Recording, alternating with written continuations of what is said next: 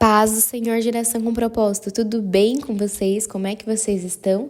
Nós estamos em mais um dia do nosso plano de leitura anual e muito obrigada por você estar aqui junto conosco. Permaneça firme, permaneça junto conosco e que o Senhor te abençoe em nome de Jesus.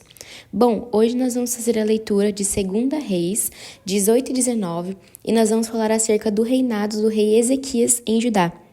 Bom, e diferente de todos os outros reis que a gente estava acompanhando, que a gente estava fazendo a leitura, o rei Ezequias foi um rei que fez aquilo que agradava ao Senhor. Ele destruiu todos os objetos relacionados à adoração falsa, tudo aquilo que os afastava da presença de Deus. Ezequias fez o que realmente agradava ao coração do Senhor.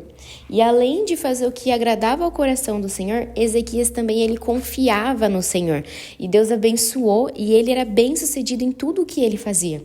Então a gente vê que é uma entrega, né? Ele fazia o que agradava ao Senhor e o Senhor o abençoava e tudo aquilo que ele fazia era abençoado.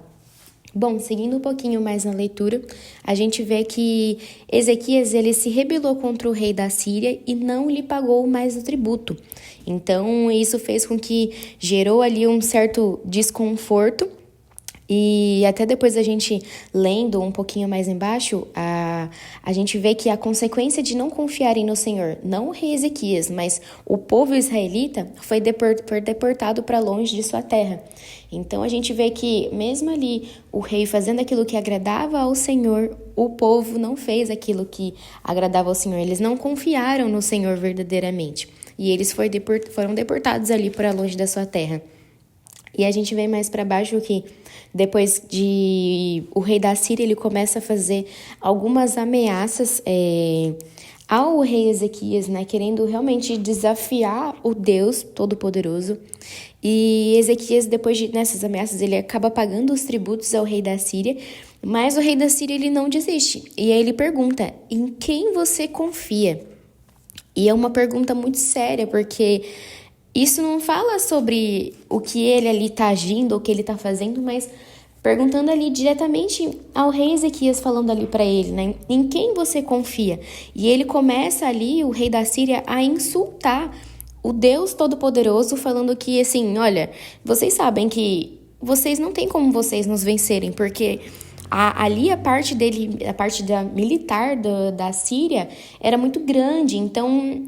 E o rei da Síria, ele sabia o quão poderoso eles eram dessa forma militar, que eles não perdiam nenhuma guerra.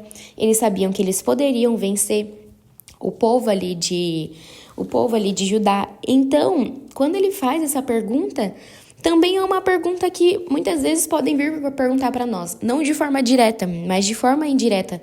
Quando a gente se encontra num momento de dificuldade, muitas vezes podemos ser provados. E vir a seguinte pergunta ao nosso coração. Em quem você confia? Né? Diante de toda a situação que você tem vivido hoje, em quem você confia? Em quem você vai depositar a sua confiança, a sua entrega, o seu coração, mesmo diante das dificuldades? E ali, o rei da Síria, ele falando ali para o povo ali de Judá, falando o seguinte, não deixe que ele, ali no caso seria, né, o Ezequias, não deixe que ele o convença a confiar no Senhor. Então a gente vê que o rei da Síria sabia também na influência que o rei Ezequias tinha ali sobre o povo. E ele já tinha falado para o povo, não responda o pessoal do rei da Síria, não respondam. E o povo ali obedece aquilo que o rei Ezequias fala. Então, ali a gente vê que então ele faz mais uma afirmação, né? O rei da Síria. Não deixe que ele o convença a confiar no Senhor. E ali um pouco mais para baixo, a ver que eles são até ameaçados, o povo é ameaçado, falando assim, olha, não tem como vocês vencer, não tem nenhuma forma de vocês vencerem, isso falando pro povo. Olha, venham comigo que eu vou levar para uma terra para vocês que vai ter tudo aquilo que vocês preferem. E aí no finalzinho ainda ele fala, escolham a vida e não a morte. Não deem ouvidos a Ezequias quando ele tentar enganá-los dizendo, o Senhor nos livrará. E ali ele fala que, o rei da Síria fala, acaso já teve algum outro Deus que conseguiu livrar das minhas mãos? Então ele ali insultando mesmo o rei, insultando a Deus, falando assim que o nosso Deus não poderia ser capaz de derrotar ali seu reinado. E ali Ezequias ele só se vê numa situação de que o único lugar que ele poderia se achegar era ali no Senhor. Então Ezequias ele vai e ele busca a ajuda do Senhor e ele faz uma oração de angústia mesmo, né? Falando assim, aí ele fala o seguinte: hoje é um dia de angústia, insulto e humilhação. É como quando a criança está prestes a nascer, mas a mãe não tem forças para dar à luz. Contudo, talvez o Senhor seu Deus tenha ouvido o porta-voz, que o rei da Síria enviou para desafiar o Deus vivo e o castigue por suas palavras. Por favor, ore por nós que restamos. Aqui, o rei Ezequias, ele manda enviar uma mensagem para Isaías, o profeta Isaías, porque ali ele se via assim, olha, eu preciso de uma palavra do Senhor para poder continuar e para nós podermos vencer, porque ele, o rei da Síria, ele está insultando o nosso rei todo-poderoso. E ali a gente vê que a oração de Ezequias, ele mostra o seu coração.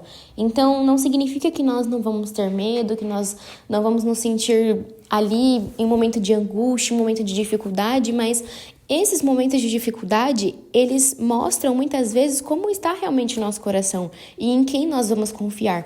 Então, se você tem passado nesse momento por algum tipo de situação, que você tem sido provado a sua fé, que em nome de Jesus você passe por essa luta vencedor e que você possa perceber e você possa ver que o nosso rei, que o nosso Deus, ele é poderoso e ele é fiel para cumprir aquilo que ele prometeu. Então, ali, depois, mais pra frente, o rei Isaías, o profeta Isaías ali, ele fala acerca ali do povo, daquilo que o Senhor faria por eles ali. E ali, depois que Isaías manda a mensagem, naquela mesma noite, o anjo do Senhor foi ao acampamento assírio e matou 185 soldados assírios. Quando os sobreviventes acordaram na manhã seguinte, encontraram os cadáveres por toda parte. Então, eles voltaram para o acampamento e voltaram para a sua terra. Ou seja, ali o rei da Síria pôde provar e pôde ver que havia sim ali um Deus todo-poderoso que poderia os vencer. Então, que em nome de Jesus você possa passar por essa luta que você tem passado na sua vida, por essa dificuldade, e você possa passar vencedor, porque existe um Deus todo-poderoso que é capaz e que é inigualável para cumprir aquilo que Ele prometeu. Amém? Em nome de Jesus, vamos orar? Senhor, muito obrigada, meu Deus, pela Tua palavra. Muito obrigada, Senhor, pela Tua fidelidade sem fim sobre o Seu povo. Senhor, nos ajuda a confiar de todo o coração no Senhor. Nos ajuda a olhar somente para o Senhor e que mesmo nos momentos de dificuldade nós possamos confiar no Senhor e nós possamos sair vitoriosos. Em nome de Jesus, amém.